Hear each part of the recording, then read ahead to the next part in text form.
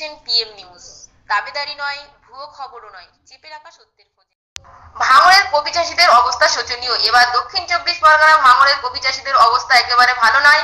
অনেক কপি চাষীরা দেনায় জর্জরিত হয়ে রয়েছেন। বিশেষ করে ভাঙড়ের সাতুলিয়া, পিঠাপুকুর, কচুয়া, চিনেতলা, কোচপুকুর, পোলেরহাট, সোনারপুর ও আলাকুলিয়া এই সমস্ত গ্রামের চাষীরা মাথায় হাত দিয়ে চিন্তায় বিভোর হয়ে রয়েছেন।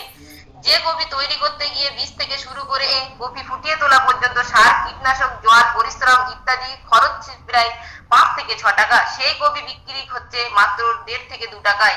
তবে সেই 2 টাকা চাষির পকেটে ঢুকছে না, বরং সেই 2 টাকা বাজারে নিয়ে যাওয়ার জন্য গাড়ি ভাড়াতেই খেয়ে যাচ্ছে।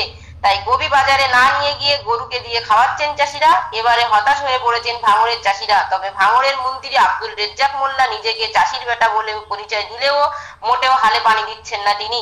এলাকায় এক চাষি এই ক্ষোভ উগরে দিয়ে বললেন,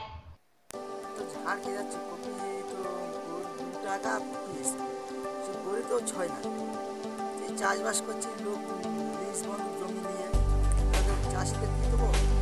আর ভাড়া করে নিয়ে যেতে হয়, তাকে 300 টাকা দিতে হয়। পাটা কাটতে গেলে তাকে 200 টাকা, 150 টাকা দিতে হয়। তা হিসেব করলে টাকা কিছু থাকে না, হাট বাজারও হয় না।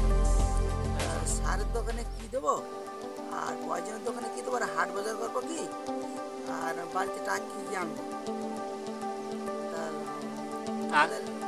চিন্তা ভাবনা করো রাজ্যের মন্ত্রী বলে যে আমাদের চাষির বেটা রাজনীতির বিধায়ক, একটা চিন্তা ভাবনা করতে বলে। আগামী কি কপি চাষ করবেন বলে কি ভাবছেন? কপির চাষ তো চিন্তাই, এটাই আমাদের আসল চাষ, কপির চাষটাই। যে কপির চাষটাই আমাদের মেন ভূমিকা।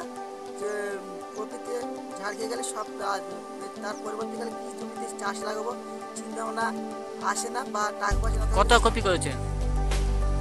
10-12 হাজার কপি করেছি। আপনার নাম? আমার নাম ইদ্রিস আলী। নিবেদন করেছেন সাফিউল্লাহ হোমিও চিকিৎসালয়, পোলেরহাট পুরাতন সবজি বাজার। নারী ও শিশু রোগের বিশেষজ্ঞ general physician doctor K Mohaddes Hossain, JN medical hall, Polerhat বাজার। এখানে কলকাতার নামি দামি ডাক্তারদের সাহায্যে স্বল্প মূল্যে সুচিকিৎসা করা হয়। সাবস্ক্রাইব করুন আমাদের চ্যানেলটি, পাশের বেল আইকনে ক্লিক করে অ্যাক্টিভ থাকুন।